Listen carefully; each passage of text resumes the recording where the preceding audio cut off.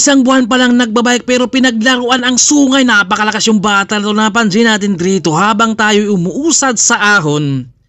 Dito kita nyo naman yan, pinaglalaroan niya dito at pinagmamasdan niya ang mga pro na umuusad dito sa sungay.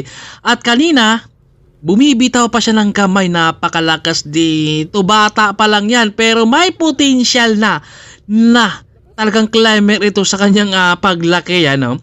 Nililingon pa niya dito sa likod. Talagang pinapantayan niya dito si Ryan Tugawin sa kanyang ahon. Ito yung maganda sa kanya dahil namulat na siya sa siklista. Malamang kapag ito ay lumaki, alam nyo na, makakalaban nyo na dahil napakalakas ng umahon at nakangiti lang siya dito na parang hindi lang napapagod. Ito from Laguna ata to siya idol at team CBR. Grabe, napakalakas umahon, no? Kasabi niyan Rusa ata yung team nila. Napakatindi umusad, 3 kipiit sa ahon, napakatibay yan ha.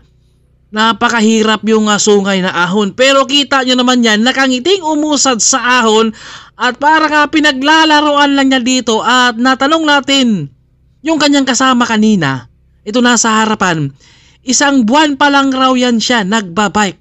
Pero kita nyo naman yan, parang taon na yung kanyang nagbabike siya at nag-iinsayo siya ha, pero 1 buwan lang.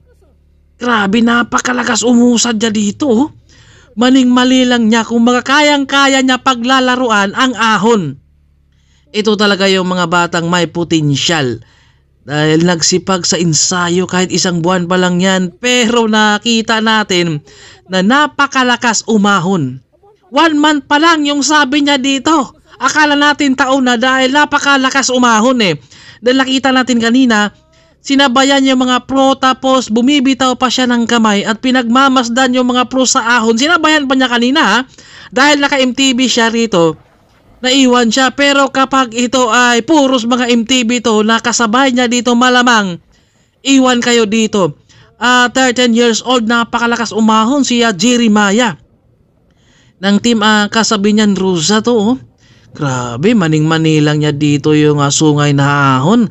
Pinakitaan tayo ng kakaibang galing kaya saludo tayo sa iyo Dol Jeremiah. Kaya soon kapag nagpatuloy yung ensayo mo, mapunta ka sa malalaking team, sa mga pro team talaga. Dahil kita nyo naman yan, bata pa kasi yan pero namulat na sa siklista at alam na niya kung paano siya umahon kahit 1 buwan pa lang siyang nagbabike. Pero parang 1 taon o 2 taon na ang nakikita natin rito. Napakalakas talagang sipag lang talaga sa ensayo. Kapag may pangarap ka talaga, pagsisikapan para matupad mo yung pangarap mo. Kaya ito napakatibay ni Idol dito. Talagang sipag lang talaga at porsigido sarili, dasal lagi syempre sa pangarap para matupad at ibibigay yan ni Lord sa'yo.